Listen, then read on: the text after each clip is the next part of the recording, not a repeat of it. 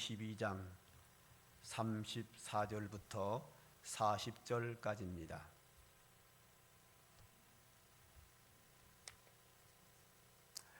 마태복음 22장 34절부터 40절까지 한 절씩 교독하시고 40절은 다 같이 읽도록 하겠습니다.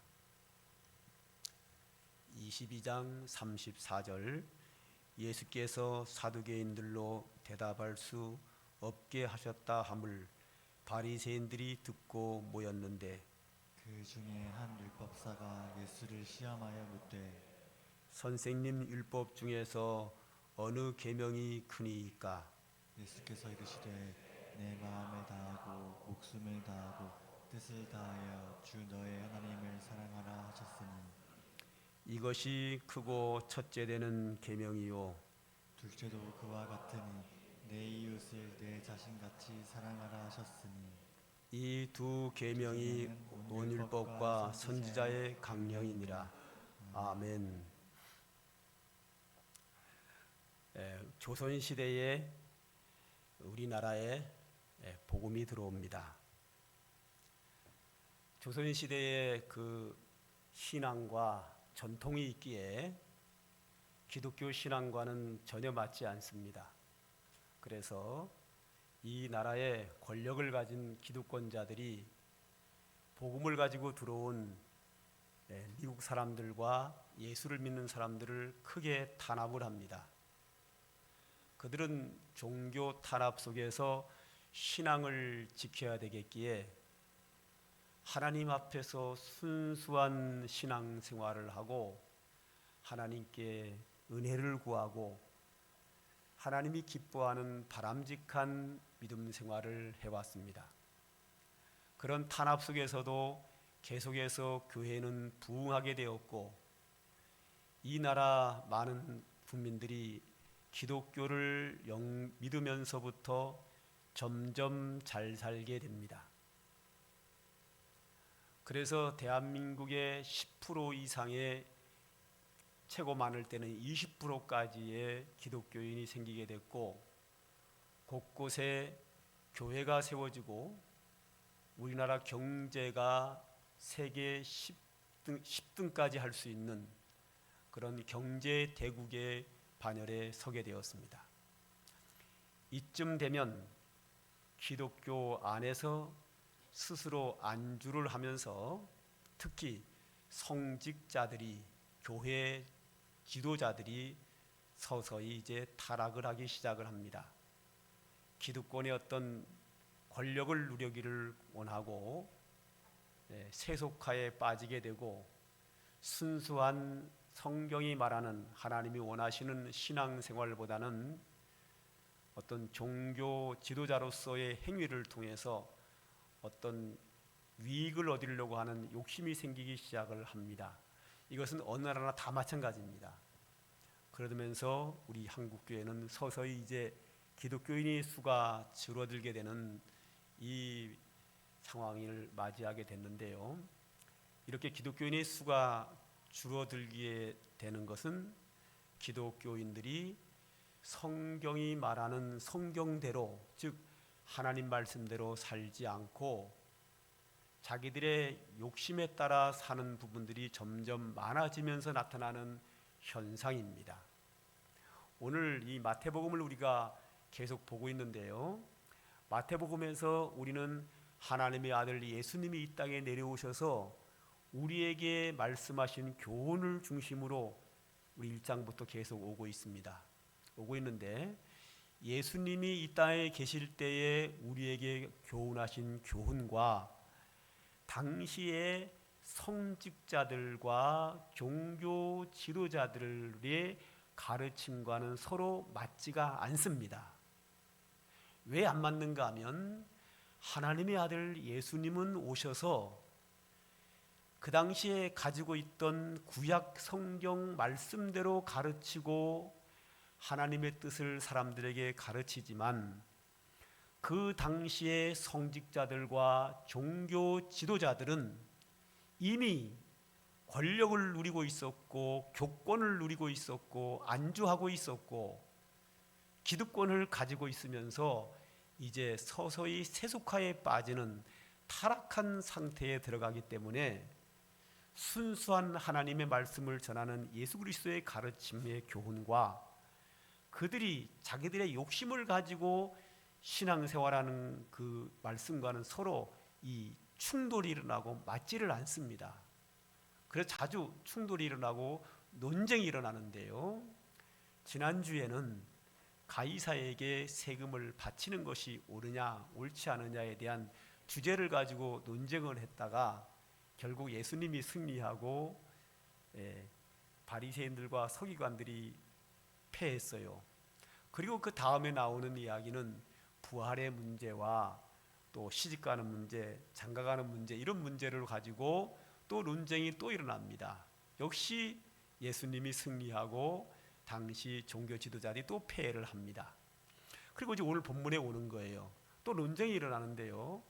자, 어떤 주제를 가지고, 까다로운 주제를 가지고 논쟁을 하면 패하고 논쟁을 하면 패하고 자꾸만 패하니까 이번에는 어떤 주제를 가지고 논쟁을 하는 것이 아니라 한 율법학자가 율법의 지식에 대해서, 율법을 얼마나 많이 알고 있느냐 문제를 가지고 예수님께 도전을 합니다. 어떤 주제를 가지고 어떻게 하는 것이 옳으냐 이런 논쟁이 아니라 율법을 예수님이 얼마나 많이 알고 있느냐 라는 것을 가지고 율법학자가 도전을 합니다. 율법학자라고 하는 것은 지금으로 말하면 이 율법에 대한 박사인 거죠. 그러니까 율법에 대해서 아주 능통한 사람이죠. 늘 율법을 연구하고 배우고 가르치는 당대의 최고의 학자입니다. 율법에 대해서는 가장 그 당대에 가장 많이 아는 그런 아주 훌륭한 사람이기에 이제 이 사람이 율법을 얼마나 많이 아느냐에 가지고 예수님께 도전을 합니다. 그래서 질문을 이렇게 합니다. 뭐라고 질문하냐면 35절을 보죠. 그 중에 한 율법사가 예수를 시험하여 묻되 선생님, 율법 중에서 어느 계명이 크니까? 자, 율법 중에서 어느 계명이 큽니까? 라는 질문이에요. 자, 율법이 많은 계명들이 있는데 그 중에서 어느 계명이 가장 크느냐는 이 질문은, 이 질문에 대답을 하려면 율법을 다 알아야 돼요. 어느 한 부분을 모르면 그 부분에서 가장 큰 계명이 있을 수 있잖아요, 그죠? 율법 중에서 어느 계명이 가장 크냐는 이 질문을 대답하려면 율법을 다 알아야 되고, 아는 것으로 끝나는 것이 아니라 그 율법의 내용을 충분히 이해를 해야 돼요. 이해를 해야 율법 전체에서 가장 큰 계명이 이것이다라고 대답할 수 있는 거예요. 그래서 율법을 얼마나 많이 아느냐에 대한 논쟁으로 예수님께 도전을 합니다. 그래서 어느 계명이 가장 큽니까에 대한 예수님이 대답을 하십니다. 그 대답이 37절부터 40절까지 본문의 내용입니다. 먼저 읽고 하죠. 46절부터 보면 내 마음을 다하고 목숨을 다하고 뜻을 다하여 주 너희 하나님을 사랑하라. 이것이 크고 첫째 되는 계명이요 둘째도 그와 같으니 내 이웃을 내 자신과 같이 사랑하라 하셨으니 이 두 계명이 율법과 선지자의 강령이니라 그랬습니다. 자, 예수님의 대답이 아주 훌륭한 대답을 하시는데요. 내 마음을 다하고 목숨을 다하고 뜻을 다하여 주 너희 하나님을 사랑하라. 이것이 크고 첫째 되는 계명이다 그랬어요. 자, 마음을 다하고 목숨을 다하고 뜻을 다하여 내 하나님을 사랑하라 그랬어요. 마음을 다하고 목숨을 다하고 뜻을 다하여 하나님을 사랑하는 게 뭘까요? 이 박해가 있는 시대에, 기독교를 탄압하는 시대에는요, 신앙생활을 열심히 하고 전도를 하면 사람들이 비난을 하거나 매로 치거나 폭력을 행하거나 아니면 감옥에 가두거나 아니면 죽이기까지 합니다. 이때 기독교 신앙을 지키다가 죽는 사람을 가리켜서 우리는 뭐라고 하는가 하면 순교자라고 합니다. 하나님 앞에서 바른 신앙을 생활하려면 박해 시대에는 아주 엄청난 탄압이 온단 말이죠. 그럼에도 불구하고 신앙을 지키기 위해서 하나님 말씀대로 살았기 때문에 그들이 그 신앙생활을 못마땅히 여겨 죽인단 말이죠. 순교를 당하는 거죠. 이 순교를 당하는 것은 뭐 하는 거예요? 목숨을 다하여 하나님을 사랑하는 거예요.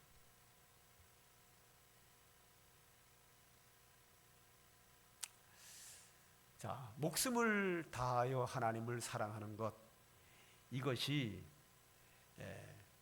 오늘 예수님께서 하나님을 사랑하는 방법이다. 그리고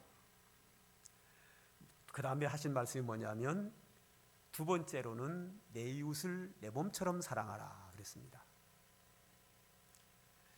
자, 내 이웃을 내 몸처럼 사랑하라. 제가 좀 뚱딴지 같은 엉뚱한 소리 하나 할게요. 제가 이 말을 하면 아마 여러분들이 마음에 안 드실 수 있어요. 그러나 제가 말하고자 하는 뜻이 무슨 뜻인가 좀 이해를 좀 해줬으면 좋겠어요. 이거 대한민국 사람 전체가 다 안 좋아하는 이야기인데요. 자, 이런 내용이 있죠. 이건 실제로 기사에 있다고 나는 겁니다. 어떤 사람이 젊어서부터 배운 것도 없고 돈도 없고 기술도 없어서 직업이 뭐 하는 사람인가 하면 길거리에서 폐지를 주워다가 팔아서 먹고 사는 사람입니다. 자, 폐지를 주워서 먹고 사는 사람은 자기 혼자 먹고 살기도 힘들어요.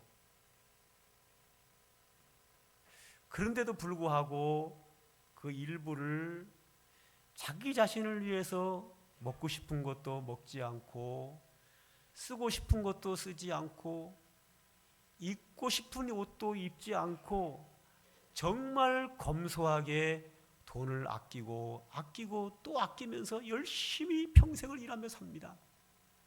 그리고 아주 인색하게 자기 자신에게 인색하게 자신을 위해 쓰지도 않고 돈을 조금씩 저축을 해가지고 드디어 나이가 한 80살이 됩니다. 그랬더니 얼마가 저금이 돼 있나 하면 1억이 돼 있는 거예요. 엄청난 돈을 버는 거죠. 근데 그 1억을 갖다가 어느 대학교에다가 기부를 해버려요. 그러면 막 신문에 나지요. 어떤 노인께서 평생을 폐지를 주워서 전력한 돈을 대학교에다가 이 젊은이들을 위해서 이 나라를 위해서 열심히 공부해서 훌륭한 사람 되라고 대학교에다 1억을 기부했다. 훌륭하다고 막 이렇게 신문 광고가 나오죠. 그 어르신의 정신은 참 훌륭한 정신입니다만 저는 그걸 반대하는 사람이에요. 왜 반대하냐고요? 성경에 맞지 않아요. 왜 성경에 안 맞을까요, 그게? 예수님 말씀하셨어요. 내 이웃을 내 몸처럼 사랑하라고 했어요. 그 어르신은 내 이웃을 나보다 더 사랑한 거예요. 우리 객관적으로 한번 생각해 봅시다. 이 어르신이 대학교에다가 1억을 기부하는 게 옳습니까? 옳지 않죠. 대학교에서 이 노인에게 도움을 줘야 맞지요.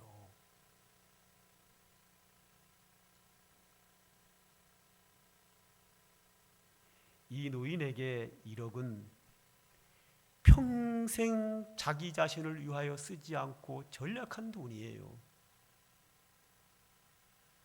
대학교에서는 1억이요, 코끼리 비스킷에 불과해요.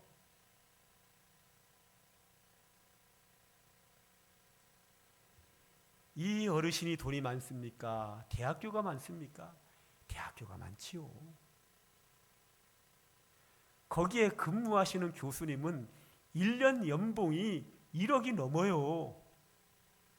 이 노인분은 50년 동안 전략한 돈이에요. 1억이. 대학교에서 이 노인을 도와야지 어떻게 여기서 대학교를 돕습니까? 안 맞는 거예요. 내 이웃을 내 몸처럼 사랑하는 그 말씀에 어긋나는 말씀이에요. 이 노인은 젊었을 때 배운 것도 없고 특별한 기술도 없고 가진 재산도 없어요. 그래서 폐지를 주셨어요. 그러면 이 돈을 누구를 위해 써야 됩니까? 내가 가난하기 때문에 나를 위해 써야 되는 거예요.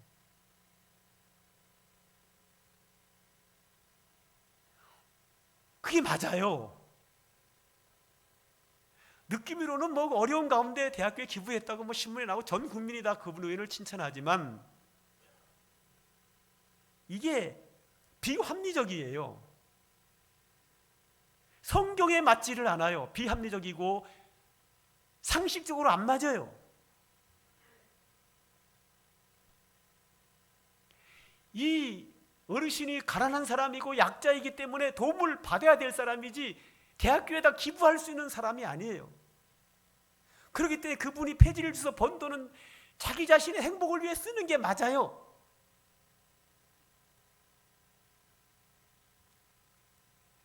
예수님 말씀하셔요. 내 이웃을 내 몸처럼 사랑하라고 했는데 이런 부분들은 내 몸보다 더 사랑하는 오버하는 거예요. 내 이웃은 얼마큼만 사랑하면 된다고요? 내 몸처럼 사랑하면 돼요. 그런데 이 땅에 내 이웃을 내 몸처럼 사랑하는 사람이 몇 분이나 되겠어요? 거의 없어요. 내 몸만큼만 사랑해도 아주 훌륭한 거예요. 그런데 그거를 뛰어넘을 필요는 없어요. 그런데 하나님을 섬기는 부분은 마음을 다하여 목숨을 다하여 뜻을 다하여 주 너희 하나님을 사랑하라 그랬어요. 하나님은 내 몸보다 더 사랑해야 돼요. 그러기에 순교를 당할지라도 하나님을 향한 내 신앙은 지켜야 돼요. 그리고 40절에 예수님이 이렇게 말씀하셔요. 이 두 계명이 하나님을 사랑하고 내 이웃을 사랑하는 이 두 계명이 율법과 선지자의 대강령이라고 했습니다. 이 말이 뭐죠? 율법사가 예수님께 질문합니다. 율법 중에 어떤 계명이 가장 큽니까? 율법의 강령이 뭡니까? 라는 질문이에요. 예수님의 대답은 율법뿐만 아니라 기록된 당시의 성경인 율법뿐만 아니라 당시의 선지자들이 가르쳐 주신 말씀까지 다 포함해서 율법, 기록된 하나님 말씀 율법과 당시의 선지자들이 말씀하신 선지자들의 말씀과 다 합쳐서 하나님을 사랑하고 내 이웃을 사랑하면 이 모든 것을 다 이루었다. 이 모든 것은 사랑이라는 거 하는 것에 다 완성된다라고 말씀하셔요. 한번 볼까요? 자, 율법의 뼈대는 십계명이에요. 자, 십계명을 보면요. 제1은 나 외에 다른 신을 내게 두지 말라 그랬어요. 다른 신을 내게 두지 말라. 하나님을 사랑하는 자가 다른 신을 섬길 수 있어요? 없지요. 제2는 너를 위하여 새긴 우상을 만들지 말고 우상 앞에 절하지 말라. 하나님을 사랑한다고 하면서 우상 앞에 절할 수 있어요? 즉 내가 내 아내를 사랑한다고 하면서 다른 여인과 잠을 잘 수 있어요? 안 되는 거죠. 불가능해요. 3계명을 가면 하나님의 이름을 망령되이 일컫지 말라고 하는데 하나님을 사랑하는 자가 하나님의 이름을 망령되이 일컬 수 있나요? 없지요. 안식일을 기억하여 거룩하게 지켜라 4계명이죠. 하나님을 사랑하는 자가 하나님이 정하신 안식일 날 하나님 앞에 나와 제사하고 하나님을 섬기는 것이 옳지, 내가 하고 싶은 대로 내 마음이 원하는 대로 내 뜻대로 사랑하는 것이 과연 옳습니까? 옳지 않죠. 하나님을 사랑하면 모든 계명을 다 이루게 되어 있어요. 그 다음에 5계명으로 가볼까요? 부모를 공경하라고 했어요. 부모도 이웃 중에 하나입니다.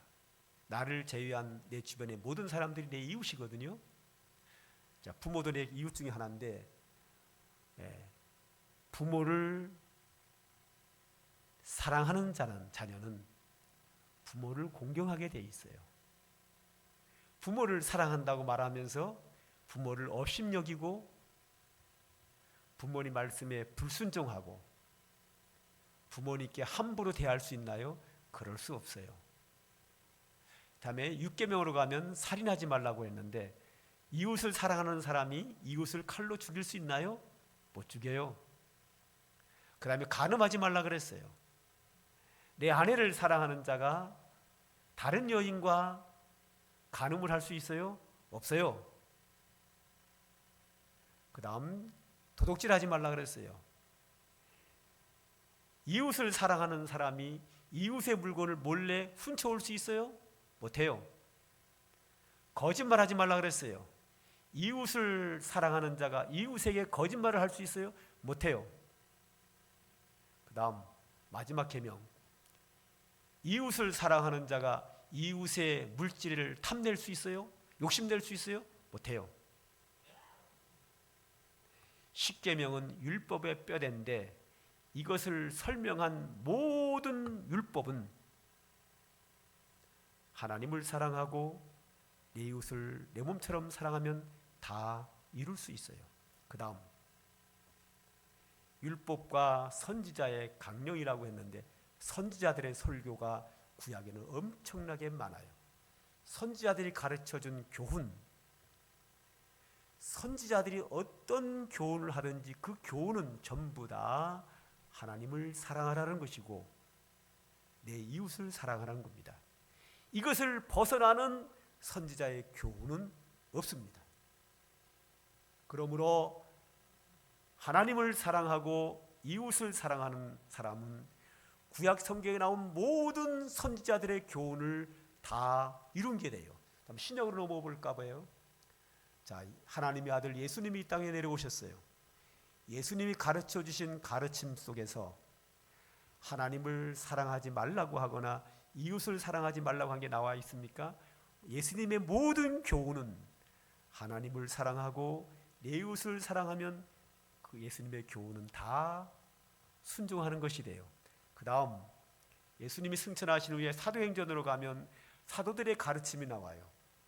사도들의 가르침은 전부 다 하나님을 사랑하고 내 이웃을 사랑하는 모든 교훈이 그 속에 다 들어가 있어요. 그 다음 현대 교회를 볼까요? 대한민국 교회 안에서 강단에서 설교하시는 목사님의 설교를 한번 분석해 보세요. 그 모든 설교는 하나님을 사랑하고 하나님을 잘 섬기고 내 이웃을 사랑하라고 하는 이 것을 벗어나는 설교는 없어요. 대한민국 목사님 말고 전 세계의 모든 목사님들의 설교에서 하나님을 사랑하라, 이웃을 사랑하라에 벗어나는 설교는 없어요. 그러므로 내 마음을 다하고 목숨을 다하고 뜻을 다하여 주 너희 하나님을 사랑하고 내 이웃을 내 몸처럼 사랑하라고 하는 것은 구약의 율법을 총요약한 핵심이고 선지자의 교훈을 전체 다 요약한 요약의 핵심이고 하나님의 아들 예수님이 땅에 내려오셔서 교훈하신 그 모든 교훈의 요약이고 핵심이고 예수님의 제자들과 신약의 종교 지도자들 사도들의 가르침의 모든 것들도 하나님을 사랑하고 내 이웃을 사랑하라고 하는 이 교훈이 요약이요 핵심이에요.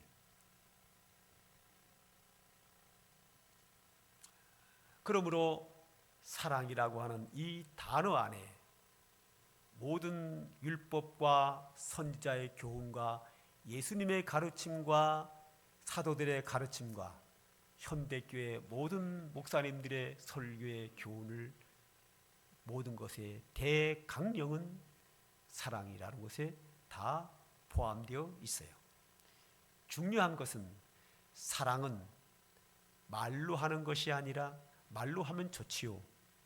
말로만 해서 되는 것은 아니고 실천으로 나타나야 됩니다.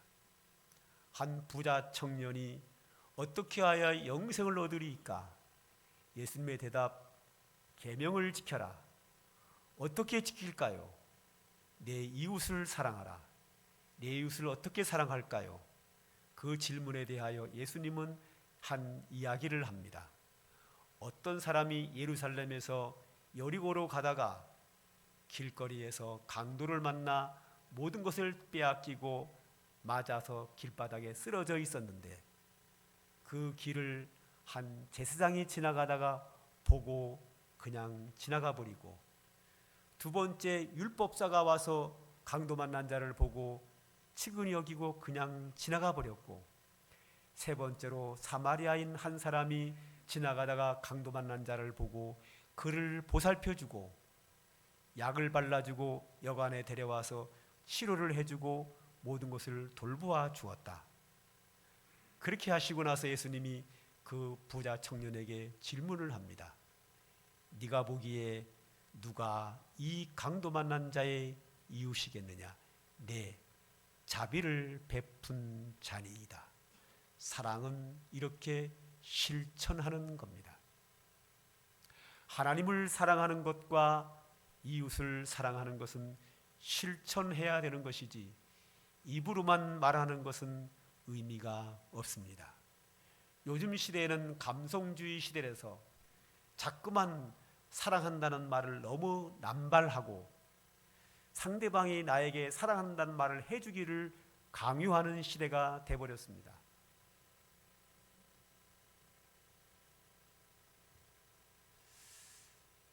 이 목사님들이 모여가지고요 부부 동반을 야외를 가잖아요.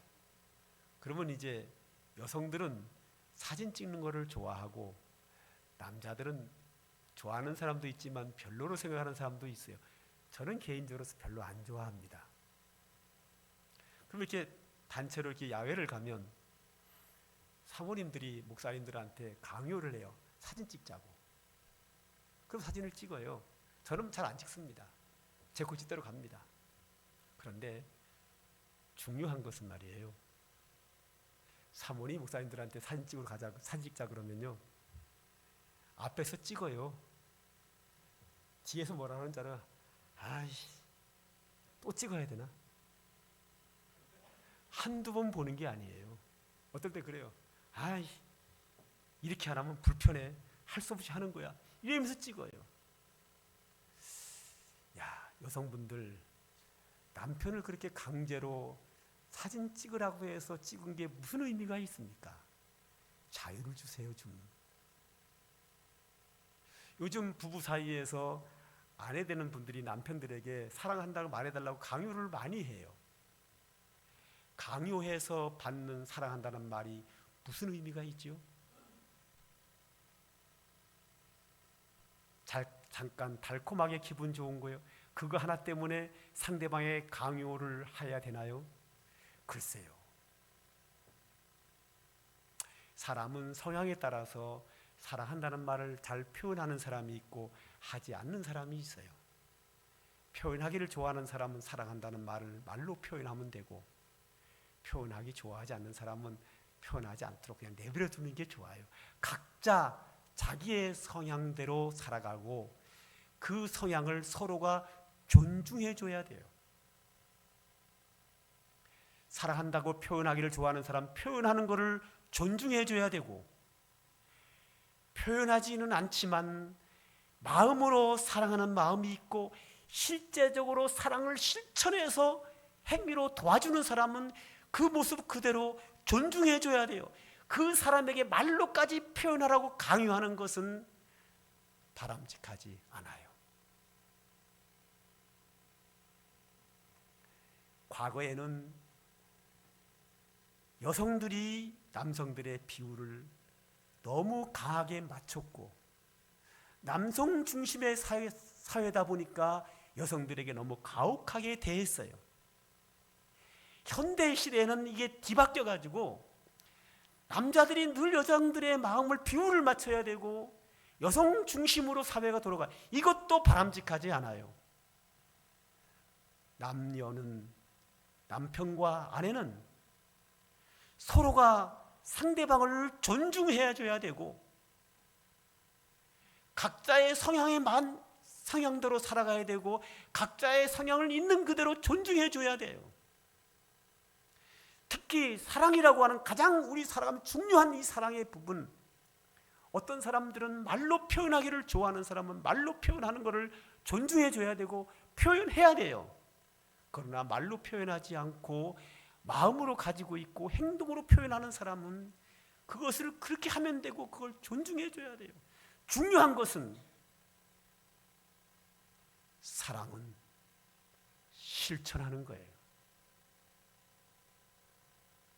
하나님을 사랑하는 것은 마음을 다하고 목숨을 다하여서까지 하나님을 최고로 섬기고 내 이웃은 내 몸처럼 실천적으로 사랑하는 거예요. 이게 성경이고 이것이 예수님의 가르치심이에요. 여기에 우리 인생에 참 행복이 있어요. 그런 은혜가 삼강교회 모든 성도들에게 충만하기를 주님의 이름으로 축원합니다. 기도하겠습니다. 하나님 감사합니다. 오늘도 우리들에게 귀한 말씀 주신 거 감사합니다. 오늘도 이 말씀이 우리의 가슴 속에 살아 역사하여 하나님을 최고로 목숨을 다하여서까지 사랑하는 우리의 믿음 생활 되게 하여 주시고 우리 주변에 있는 모든 사람들을 내 마음과 행동을 통하여 사랑할 수 있는 그 능력을 우리에게 주시옵소서. 하나님, 우리는 연약한지라 사랑받기를 좋아하지만 사랑을 베푸는 것은 힘들어하는 저희들입니다.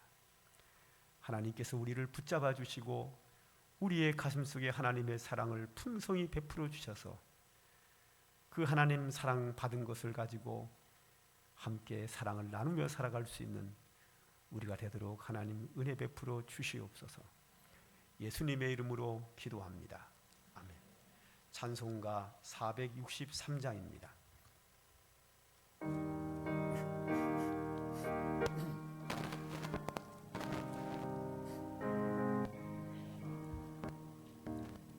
진자 되기 원합니다. 진심으로 신자 되기 원합니다. 진심으로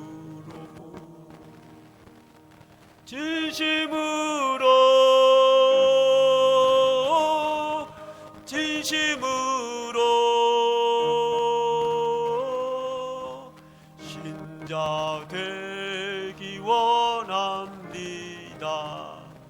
진심으로 사랑하기 원합니다. 진심으로 사랑하기 원합니다. 진심으로 진심으로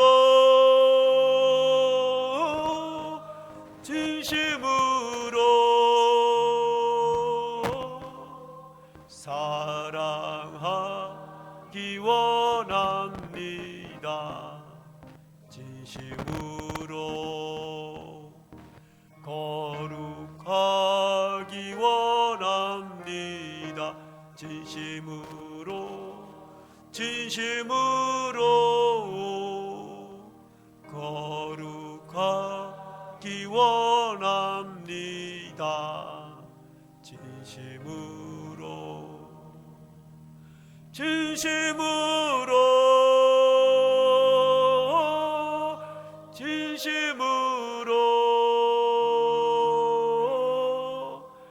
거룩하기 원합니다. 진심으로 예수 닮기 원합니다. 진심으로 예수 닮기 원합니다. 진심으로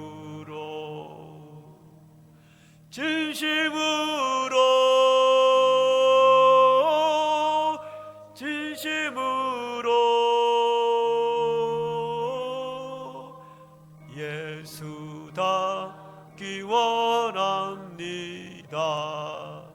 진심으로 아멘. 축도합니다. 이제는 성부, 성자, 성령, 성삼위 하나님의 은혜와 축복이 오늘도 믿음으로 살며 하나님과 이웃을 사랑하며 살기를 소망하는 주의 택한 하나님의 자녀들 머리 위에 이제로부터 영원 무궁토록 항상 함께 있을지어다. 아멘.